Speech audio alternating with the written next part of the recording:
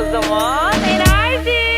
%100 enerji, bu nasıl bir sinerji? Tek tek ediyorum haterlarıma alerji. Umurumda mı değil hiç hanginiz ikinci? Allah'ın lütfu bana bitmeyen bu enerji. %100 enerji, bu nasıl bir sinerji? Tek tek ediyorum haterlarıma alerji. Umurumda mı değil hiç hanginiz ikinci? Allah'ın lütfu bana bitmeyen bu enerji. %100 enerji, %100 enerji.